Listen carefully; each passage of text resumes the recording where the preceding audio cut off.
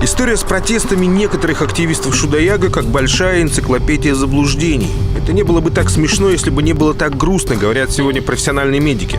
Но обо всем по порядку. Еще в начале этого года Республика Коми вступила в приоритетный правительственный проект с длинным названием «Обеспечение своевременности оказания экстренной медицинской помощи гражданам, проживающим в труднодоступных районах Российской Федерации». По сути, это второй шанс на жизнь для тяжелобольных из региональной периферии. Документом предусмотрено развитие в субъектах санавиации, причем на паритетных с местными бюджетами началах. Субсидии федерального бюджета на проект составляют почти 153 миллиона рублей. При этом Москва оплачивает площадку, регион закупает вертолет Ми-8МТ, оснащенный медицинским модулем, и самостоятельно определяет место под базу. Нами были рассмотрены различные варианты. Первый вариант, который рассматривался, это вот это пятно. Оно, тут и практически отсутствует лес. Но было отклонено по той причине, что мы не получили согласования у электросетей, потому что между этим пятном и вот этими сооружениями проходит линия электропередач. То есть нам сразу же этот вариант отстранили. Рассматривался вариант также использования вертолетной площадки, которая когда-то строилась для нужд газовиков, для строительства линий электропередач. Эта площадка имеет маленький размер. Нам она не подходит, потому что мы должны сделать настоящую вертолетную площадку. Проект должен пройти главгосэкспертизу в федеральном центре. Поэтому для того, чтобы здесь сделать вертолетную площадку, соответствующим нормативам, нужно было перевести земли сельхозназначения, которые вы видите вот здесь рядом располагаются, в земли промышленные. Это занимает не менее полугода. Вот на этом самом месте намерены обустроить вертолетную площадку. Здесь кусок земли 180 на 100 метров. По прикидкам, сколько здесь? Примерно метров 50 до корпуса больницы. Вот оно, правило золотых секунд для спасения жизни. Проект прорабатывали тщательно, предусмотрели практически все. Строительные нормы и правила, снижение уровня шума от взлета и посадки, укрепление грунта, посев травы, чтобы не было пыльно. И даже высадка 1200 новых саженцев взамен 200 вырубленных сосен. В соответствии с требованиями, предъявляемым к таким площадкам, площадки должны строиться на территории непосредственно лечебных учреждений. На сегодняшний день разработана проектно-сметная документация в соответствии с контрактом, который был заключен службой заказчика Минстроя Республики Коми. В настоящее время проектно-сметная документация разработана и проходит государственную экспертизу в Санкт-Петербурге на определение сметной стоимости с тем, чтобы потом была возможность объявить конкурс и начать строительство данной площадки. Строительство данной площадки будет закончено в текущем году. При проектировании площадки были учтены все необходимые строительные нормы и правила, а также все возможные последствия размещения данной площадки на территории муниципалитета Ухта. По всем строительным нормам и правилам данная площадка соответствует месту размещения и может быть там возведена в установленные сроки. Размеры данной площадки оговорены, согласованы федеральными авиационными правилами.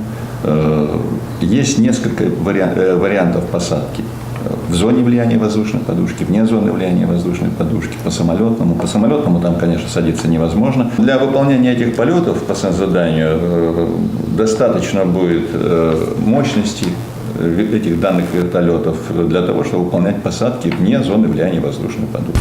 Казалось бы, живи да радуйся, но нет. Кое-кому показалось, что территория больницы, уточню, режимная территория больницы, их личная прогулочная зона. И Сосновый Бор все равно, что бесплатный парк аттракционов. В апреле местные активисты собрали народные слушания. Пока мы есть в Коми, мы вам этот парк не дадим. У меня внучка гуляет 8 месяцев, она гуляет в этом парке. Вот этот маленький внук говорит, а бабуля, мама-то где будет Аришу гулять, за Аришей гулять? Вопрос прогулочной зоны, конечно, актуален, и его можно и даже нужно задавать главе администрации. Но прибольничный лес, наверное, все же вовсе не то место, где эту проблему нужно поднимать. Тем более, что реликтовым этот Сосновый Бор, конечно же, назвать нельзя. Да и вырубать его под корень не планировали. Только там, где садиться будет вертолет. Между тем, на одиночных протестах некоторые местные активисты не остановились. Они провели митинг в поселке с такими вот плакатами и транспарантами, а споры дальше перешли в Госсовет Республики. На специальном рассмотрении вопроса вопросы с активистами пытались говорить профессиональным языком. Мы надеемся, что проект будет предусматривать ночной светостар, то, о чем сказал Дмитрий Борисович. Это очень важно в наших, особенно зимних условиях и в коротком световом дне. То есть, и вот это все, каждое в отдельности, это и формирует вот саму основу безопасности полетов при выполнении полетов на данную посадочную площадку. Компетенция, квалификация летного состава позволяет все эти полеты выполнять безопасно. Пациент именно в критическом состоянии, с интубационной трубкой, центральным венозным катетером, с дренажами, с прочими катетерами, мы предпочитаем, и любой уважающийся и понимающий специалист в критической медицине и медицинской эвакуации однозначно предпочтет этого пациента транспортировать в условия приемного покоя, где сразу же этот пациент может пойти в операционную, в кабинет компьютерной томографии, а не пережидать очередной переклад, очередную эвакуацию автомобилем. Один из главных доводов оппонентов – плохой выбор места с точки зрения авиатора. Активисты уверяют, это будет лысина в лесу, своеобразный стакан, куда садиться небезопасно и экстремально. Но летчики профессионально утверждают, возле больницы опасности нет. Взлет и посадка исключительно над лесом, в радиусе 350 метров нет жилых домов, детских садов и мест массового скопления людей. А значит, нет и даже косвенной угрозы жизни. Что касается самого вертолета и якобы грандиозного шума от него, то современные модели, вопреки представлению, которые пытаются навязать особо рьяные активисты, выглядят вот так. У современной санавиации сегодня аккуратные геликоптеры. У нового вертолета, который будет базироваться в Ухте, значит, будет задача одна единственная – это выполнение санитарных заданий на территории, значит, Ухты, Сосногорска, значит, территории ближайших к Ухте – это Уктыл, Троицко-Печорск, это Удара, ну, возможно, и юг территории Республики Коми не окажется без влияния этого вертолета. То есть это будет работать вертолет не только на Ухту, но и на Сыктывкар. Для тех, кто не расслышал, повторю еще раз. Базироваться вертолет будет в аэропорту Ухты. Местом посадки новая площадка станет всего лишь примерно на 30 раз в год. Для летчиков это место удобнее, а вот площадка за рекой, ну, совсем не годится. Есть постановление правительства Российской Федерации о развитии санавиации, где одно из основных требований, чтобы 10-15-минутной доступности было до доставки до медучреждения. То есть на сегодняшний день в городе Ухта, если в аэропорту приземление происходит, то не соблюдаются эти требования. Та площадка, которая была в близости, неподалеку от местечка Шудаяк, она давным-давно не эксплуатируется, она в заброшенном состоянии, и на нее выполнять полеты просто небезопасно. Вот оно, альтернативное место обустройства вертолетной площадки. Прямо в центре него на столбе прибито очень эмоциональное письмо противников нынешнего положения вещей. Его смысл, ну, в общем-то, можно выразить одним словом – остановитесь. Хотя, если посмотреть серьезно, на этой площадке сегодня, конечно же, вертолеты сажать нельзя. Здесь нужны и земляные работы, и обустройство линии электропередач, да и об охране-то точно никто не подумал. А действительно, кто будет обслуживать эту площадку? Активисты? Это вряд ли. Здесь нужно будет ежедневно дежурить и охранять. Прожекторы в ночное время суток тоже кто будет включать? Дистанционно из больницы на таком расстоянии? Сколько это будет стоить? Я обращаюсь к противникам нынешнего плана строительства. Не подскажете? Дорога от этой точки до Ухтинской больницы добавляет как минимум 10 минут. Это если нет пробок. Вот этот поворот, это скажет вам любой автоинспектор, довольно опасное место с точки зрения ДТП. Авария здесь очень может быть. А еще никто не учитывает зимние препятствия, сугробы и гололедицу. Это тоже дополнительное время, которое врачи теряют без возврата. И как же быть теперь с тезисом «спасение человеческой жизни – задача первоочередная»? С этим спорить никто не должен. Это аксиома, говорит главный врач Ухтинской больницы номер 1 Магомед Хабиб Рамазан. Болезни системы кровообращения в стране самые фатальные, а все потому, что люди просто не успевают довозить до больницы. Новая вертолетная площадка частично эту проблему снимет. Никаких зимников, никаких аварий, никаких задержек. На сегодняшний день, значит, весь мир работает так. Или на крыше, скажем, больницы, или рядом с больницей.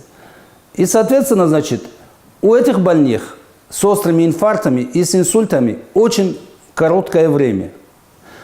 Конечно, нам важно для докторов, чтобы не было дополнительного плеча доставки. И чтобы, например, там у нас, мы обслуживаем сегодня в радиусе 250 километров населения. Это общей сложности где-то, наверное, около 300 тысяч населения. И они пока привезут в аэропорт или же в другое место, оттуда плечо доставки дополнительное, это, в общем-то, нагрузка для больного. Да, и, кстати, вопрос всем тем, кому сегодня внушили мысль о волшебных свойствах соснового бора, излечивающего от туберкулеза. Вам не кажется странным, что люди с открытой формой болезни спокойно гуляют по лесу, где рядом с ними также спокойно прогуливаются дети протестующих активистов? Конечно же, это очередной местечковый миф. Никто там из таких больных не гуляет. Вот вам профессиональный ответ. Любой пациент, зараженный туберкулезной инфекцией, палочкой Коха, он должен быть изолирован. И он не должен гулять в боре, в этом сосновом, который стоит здесь. Это уже нарушение. Это во-первых. Во-вторых, я не верю в эти свойства, учитывая, что я практикующий врач. Все это, я не верю в это. В-третьих, для того, как действительно пояснил главный врач, что для того, чтобы это доказать, нужны какие-то рандомизированные исследования. Но их нет на сегодняшний день. Если же вам мало мнений профессиональных врачей, давайте спросим у самих пациентов, попавших на операционный стол в экстренном порядке. Мы просто взяли и зашли в первую попавшуюся палату. Ну а что в нашей жизни самое главное? Это человеческая жизнь. Вот представляете, вот я даже могу вам показать этот камень. Вот он сейчас мне закрыл бы проход, и все, и меня бы не было. Просто не было. Я все понимаю, что природа, что надо охранять, что лес, что все. Но самое главное – это человеческая жизнь. Вот я на себе это все испытала. Я обоими руками за. Я только после операции. Да что ж там говорить, если наши соседи, представители Вологодской области, Республики Коми, откровенно завидуют. Уверяют, попади они в эту федеральную программу, были бы просто счастливы. Именно поэтому по теме жарких споров наша соседняя Вологодская область высказалась с изрядной долей недоумения.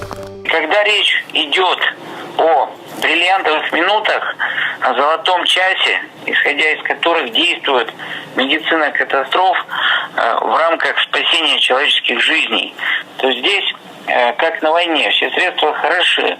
То есть людям нужно просто правильно понять. Люди в ряде случаев рискуют не только несколькими деревьями, но рискуют своими жизнями. Действие происходит непосредственно на собственности медицинского учреждения. Мы что теперь, чтобы открыть каждое отделение, будем спрашивать общественность, нужна она или нет? Ну, так мы до абсурда дойдем. Завтра морг кому-то помешают, понимаете? К сожалению, невозможно в ряде случаев учесть интересы всех сторон. Тем более вы предлагаете компромисс. Это высадка дополнительно деревьев. Хороший компромисс, зеленая зона будет соблюдена.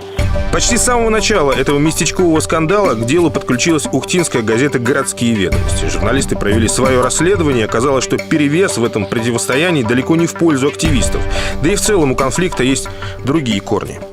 Так как мы газета журналистских расследований, и у нас есть своя информация, что здесь действует определенный интерес некоторых людей, значит, возведение старой вертолетной площадки. И, соответственно, чтобы не допустить этот весь беспредел, мы стали проводить свои журналистские расследования. Хочу отметить, что работа была у нас проделана колоссальная, ведь, вы поймите, идет конкретное затуманивание людей через другие СМИ, через соцсети. Мы проводили свой собственный опрос, наши волонтеры выходили на улицу, и за 2 часа мы собрали 700 подписей в защиту строительства новой вертолетной площадки возле больницы в поселке Шудаяк. Самое, что интересно, общественники, которые выступают за строительство старой вертолетной площадки, ведь они не хотят слушать даже доводы профессионалов. Мы решили провести некий эксперимент.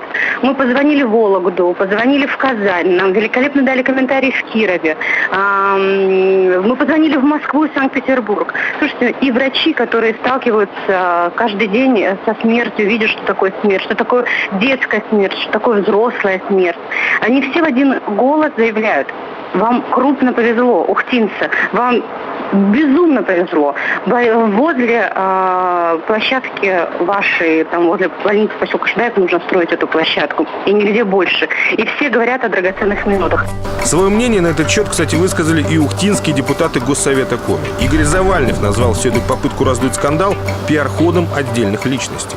Наличие единственной вертолетной площадки в Республике Коми, да, в Ухте, это большой шаг вперед. Это дополнительное оснащение новым медицинским оборудованием нашей больницы, что положительно повлияет на методы и результаты лечения тех же самих ухтинцев. Поэтому я однозначно за, чтобы вертолетная площадка была именно в том месте, где ее определили по проекту. Проект вертолетной площадки уже прошел госэкспертизу, а значит, площадке возле больницы все равно быть. Похоже, кому-то очень хочется, чтобы республика не успела воспользоваться федеральными средствами. Требования Москвы безальтернативны. Строительство в Шудаяге должно завершиться к 30 ноября. Если помешают любые факторы, объективные или субъективные, деньги передадут другому субъекту, например, кому-то из соседей. Может быть, кто-то именно этого и добивается?